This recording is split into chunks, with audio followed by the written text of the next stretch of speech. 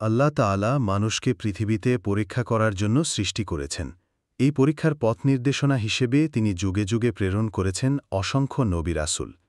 তাদের প্রত্যেকেই মানবজাতির জন্য ছিলেন আদর্শ, আলো, হিদায়াতের উৎস। সেই মহান নবীদের একজন হলেন হজরত মুসা আলাইহিসসালাম। তিনি ছিলেন বনি ইসরায়েলের মুক্তিদাতা, শক্তিশালী, সাহসী এবং দৃঢ় প্রতিজ্ঞ একজন নবী। মুসা আলাইহিসসালামের জীবনীতে অসংখ্য অলৌকিক কাহিনী রয়েছে। ফেরাউনের সাথে তার দ্বন্দ্ব, লোহিত সাগরের অলৌকিক বিভাজন, বনি ইসরায়েলকে মুক্তিদান, তাওরাত প্রাপ্তি সবই মুসলিমদের জন্য শিক্ষণীয়। তবে তার জীবনের শেষ অধ্যায়ে এমন এক ঘটনা ঘটে যা ইসলামিক ইতিহাসে বিশেষভাবে আলোচিত। তিনি মৃত্যুর ফেরেশতা আজরাইল আলাইহিসসালামকে চিনতে না পেরে একটি শক্তিশালী থাপ্পড় মেরেছিলেন। ফলে আজরাইল আলাইহিসসালামের চোখ উপড়ে যায়। এ ঘটনা সহিহ হাদিসে বর্ণিত এবং তা থেকে আমরা অসংখ্য শিক্ষা পাই। হজরত মুসা আলাইহিসসালামের জন্ম হয়েছিল এমন এক সময়ে যখন ফেরাউন বনি ইসরায়েলকে দাসত্বে আবদ্ধ করেছিল। ফেরাউনের অত্যাচার ছিল সীমাহীন। তিনি একটি আদেশ দিয়েছিলেন, যে বছর বনি ইসরায়েলের পুত্র সন্তান জন্ম নেবে তাদের হত্যা করা হবে, আর যে বছর কন্যা সন্তান জন্ম নেবে তাদের বাঁচিয়ে রাখা হবে। এমন নিষ্ঠুর সময়ের জন্ম। আল্লাহর হুকুমে তার মা তাকে একটি বাক্সে রেখে নীল নদে ভাসিয়ে দেন।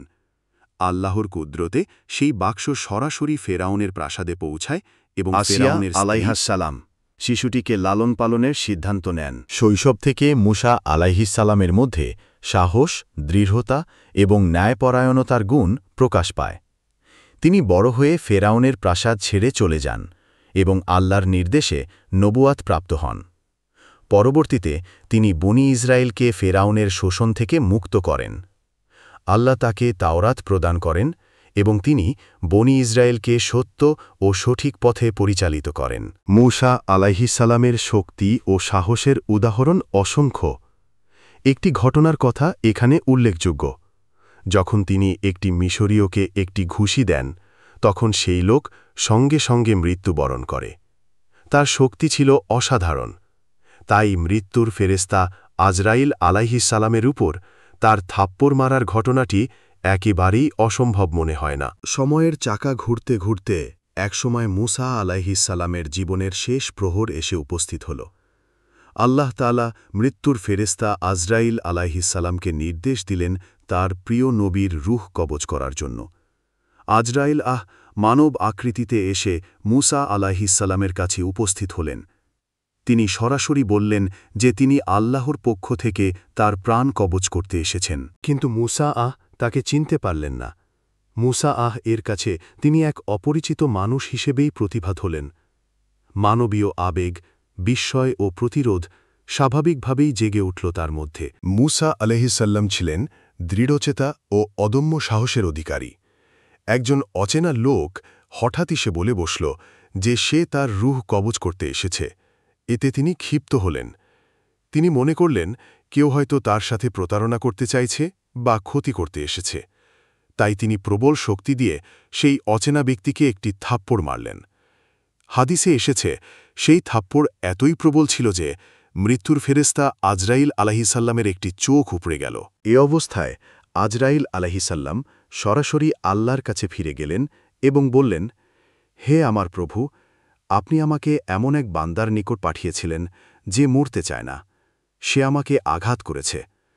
আল্লাহ তাআলা আজরাইল আলাইহিসসালামের চোখ পুনরুদ্ধার করে দিলেন এবং পুনরায় তাকে মুসা আলাইহিসসালামের কাছে পাঠালেন। আল্লাহ আজরাইল আলাইহিসসালামের মাধ্যমে মুসা আলাইহিসসালামকে বার্তা পাঠালেন। বার্তাটি ছিল অত্যন্ত গভীরতাপূর্ণ। আল্লাহ বললেন, যদি তুমি চাও তবে একটি গরুর পিঠে তোমার হাত রাখো। তোমার হাতের নিচে যত লোম আসবে তত বছর তোমার জীবন বাড়িয়ে দেওয়া হবে। এ কথা শুনে মুসা আলাইহিসসালাম প্রশ্ন করলেন, তারপর কি হবে? আজরাইল আলাইহিসসালাম উত্তর দিলেন, তারপরও মৃত্যু আসবে। তখন মুসা আলাইহিসসালাম উপলব্ধি করলেন, মৃত্যু থেকে মুক্তি নেই। জীবন যত দীর্ঘ হোক না কেন, শেষমেশ মৃত্যু আসবেই। তাহলে এখনই মৃত্যু হোক, আমি আমার প্রভুর সাথে সাক্ষাৎ করতে চাই। মুসা আলাইহিসসালাম মৃত্যুর জন্য মানসিকভাবে প্রস্তুত হলেন। তিনি আল্লাহর ফয়সালায় সন্তুষ্ট হলেন। আল্লাহর সাথে সাক্ষাতের আকাঙ্ক্ষা তার অন্তরে জাগ্রত হল। সহি হাদিসে এসেছে মৌসা আলাইহিসাল্লাম আল্লাহর কাছে দোয়া করেছিলেন যেন তার মৃত্যু বাইতুল মুকাদ্দাসের কাছাকাছি হয়। আল্লাহ তার এই দোয়া কবুল করেন। এক হাদিসে রাসূলুল্লাহ সাল্লাল্লাহু আলাইহি ওয়াসাল্লাম বলেছেন, যদি আমি আজ এখানে একটি পাথর ছুঁড়ে মারি তবে মূসা আলাইহিসাল্লামের কবর সেই স্থানের এক পাথর নিক্ষেপ দূরত্বে। তবে তার কবর কোথায় তা কেউ জানে না। আল্লাহর হিকমতে তার কবর গোপন রাখা হয়েছে। অবশেষে মূসা আলাইহিসাল্লাম আজরাইল আলাইহিসাল্লামের কাছে আত্মসমর্পণ করলেন। আল্লাহর আদেশে আজরাইল আলাইহিসাল্লাম তার রূহ কবজ করলেন। এভাবে এক মহৎ নবীর ইন্তেকাল ঘটল। নবীদের মানবীয় আবেগ। নবীগণও মানুষ ছিলেন। তাদের মধ্যেও বিস্ময়, ক্রোধ, প্রতিরোধ সবকিছু প্রকাশ পেত। তবে এসবই আল্লাহর ইচ্ছানুযায়ী হতো। আল্লাহর হুকুমের প্রতি আনুগত্য।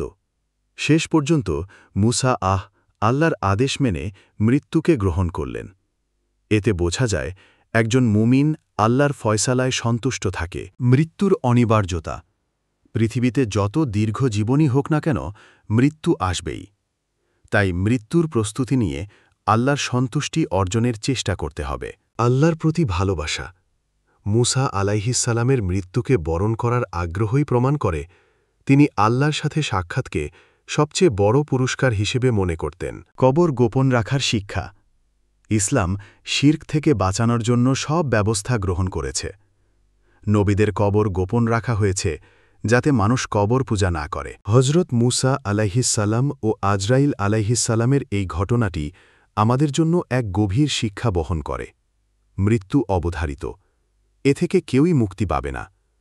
মূসা আলাইহিসসাল্লাম শেষমেশ বুঝতে পারলেন মৃত্যুকে এড়িয়ে যাওয়ার চেয়ে আল্লাহর সাথে সাক্ষাৎ করাই শ্রেয়। আমাদেরও উচিত মৃত্যুকে ভয় না করে বরং আল্লাহর সন্তুষ্টি অর্জনের চেষ্টা করা এবং সেই মহামিলনের জন্য প্রস্তুতি নেওয়া।